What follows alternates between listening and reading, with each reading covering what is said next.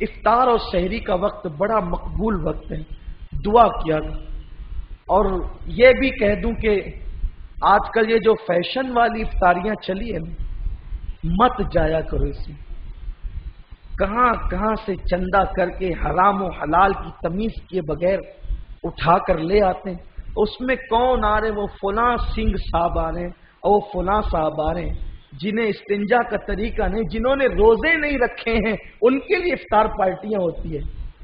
مسلمان تو کافر جنہوں نے روزے نہیں رکھے ان کے لیے افطار پارٹیاں کر رہا ہے، تیرے شہر کی کنارے کی جو غریب بستی کے مزدوروں کی چھوٹی چھوٹی بچیوں جو پابندی سے روزہ رکھتی ہے وہ کھجور پانی کھا کر کے پھر کھچڑی کھانے بیٹھ جاتی ہے، تو نے کبھی ان کو افطار کرانے کا سوچا؟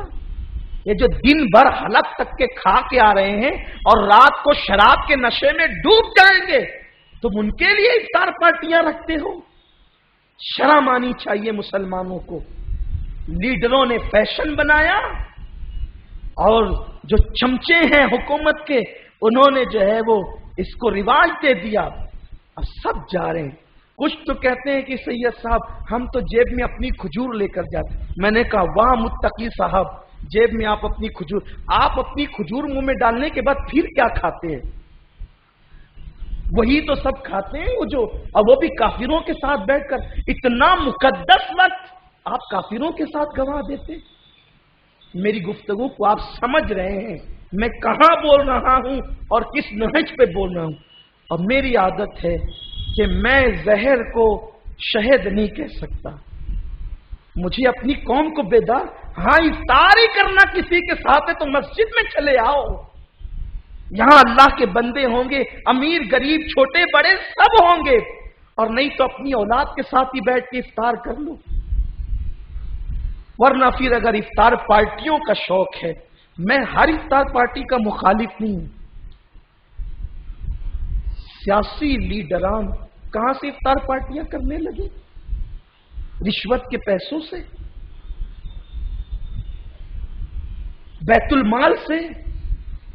سرکار غوث الاعظم دستگیر فرماتے ہیں لوگوں خون سے روزہ افطار نہ کیا کرو۔ آپ کے دور میں بھی ایسی آوارگی تھی، فرماتے لوگوں خون سے افطار مت کیا کرو۔ لوگوں نے عرض کیا حضور کوئی خون سے بھی افطار کرتا ہے؟ لوگ تو کھجور سے افطار کرتے ہیں۔ فرمایا وہ جو حرام کمائی حلق میں ڈالتا ہے وہ کھجور نہیں ہے، وہ لوگوں کا خون ہے۔ دن بھر کھانے پینے سے محفوظ رہا، اور جب افطار کی قبولیت کا وقت ہے، کون سا قبولیت کا وقت؟ میرے آقا فرماتے ہیں روزے دار کو دو خوشیاں ہیں، ایک تو افطار کی، دوسرا دیدار الہی کی۔ کیا روزہ ہے جس کا بدل دیدار الہی ہے، اس کو تقسیم کر دیا افطار پارٹیوں پر۔ کچھ سمجھو، دین سمجھو، دین کو فیشن نہ بناؤ۔ اگر قرآن و سنت پر ایمان لائے ہو اور مومن ہوئے ہو تو مصطفیٰ جان رحمت کے قدموں میں آؤ، اور اگر اللہ نے نوازا ہے تو ڈھونڈو ان گھروں کو جہاں کھجور اور پانی کے علاوہ اور کوئی چیز نہیں ہے۔ ہم نے ایسی ایسی بچیوں کا حال سنا ہے، مائیں اپنے بچوں کو یہ کہہ کر کے پھسلاتی ہے میرے بچوں آج کھجور پانی پہ افطار کر لو، جمعہ کے دن تمہارے ابا کی پگار ہوگی تب ہم پھل لائیں۔ ان کی یاد نہ آئی،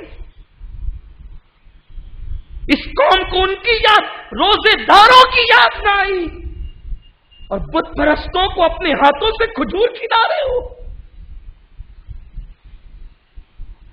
کیا جواب دو گے اللہ کو؟ میرے رسول نے فرمایا صلی اللہ علیہ وآلہ وسلم جس کا پڑوسی بھوکا ہو اور وہ پیٹ بھر لے، مصطفیٰ کریم نے فرمایا وہ مومن نہیں ہے۔ کہاں ہے دین؟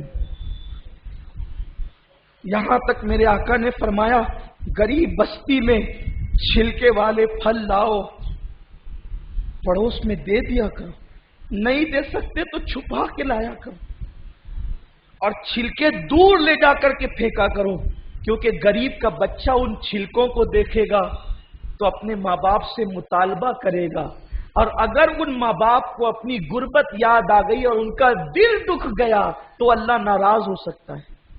یہ مصطفیٰ جان رحمت کا فرمان.